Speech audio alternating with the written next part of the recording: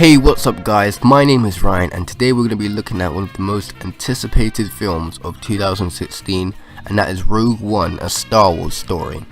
So the film stars Felicity Jones, Diego Luna, Donnie Yen, Forest Whitaker, Riz Ahmed and many more. Firstly, we need to acknowledge that the film is not part of the main episodic series of the Star Wars universe, but is in fact a separate anthology Star Wars film. The film is in fact set just before Star Wars Episode 4, A New Hope, to where a group of rebels team up to steal the plans of the Death Star in the hopes of destroying it. Firstly, can we just talk about how beautiful this film looks, by the way?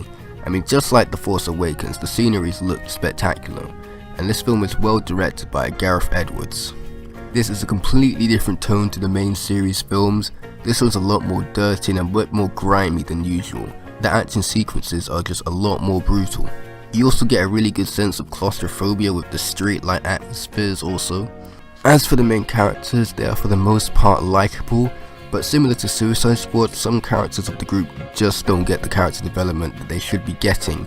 I mean, we know a lot about Jyn Erso, who is the main protagonist of the film, but as for everyone else, we don't really get to see much their backstory and some stuff, except for a few lines here and there. Even with the weak character development, the characters are still likable, like Donnie Yen's character, Chirrut Îmwe, who was just so cool in the film.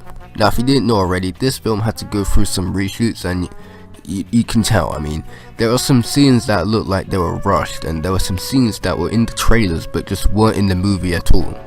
As you know, this is set before A New Hope, so obviously expect some cameos also. One particular, Darth Vader, who I'm sure everyone knows is in this. If you're expecting to see a lot of Darth Vader, just don't, because he's not in the film that much.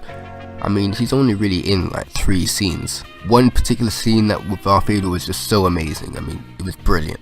He's not the main villain of the film. Instead we have Orson Krennic, played by Ben Mendelsohn, who was, fine in the film. He was fine as the villain, it's just that I'm pretty sure more people wanted more Vader, but not everything is fan service.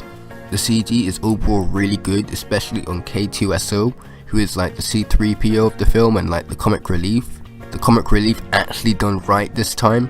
Now without spoilers, there is a specific character who is completely CGI, and I'm not even gonna lie, this was just too noticeable and just stood out from the live action characters. When this character does come up, you just know it's CGI and it kind of takes you out the film. But I might just let it pass, purely because they had no choice but to do CG, and if you've seen the film, you know why.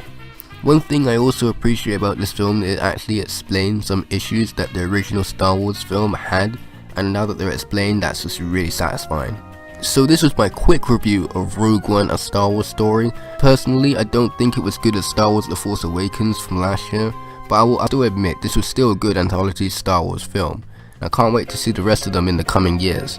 But obviously, as you know, episode 8 next year, can't wait for that one. If you enjoyed this review, make sure to like and subscribe. Have a Merry Christmas and peace.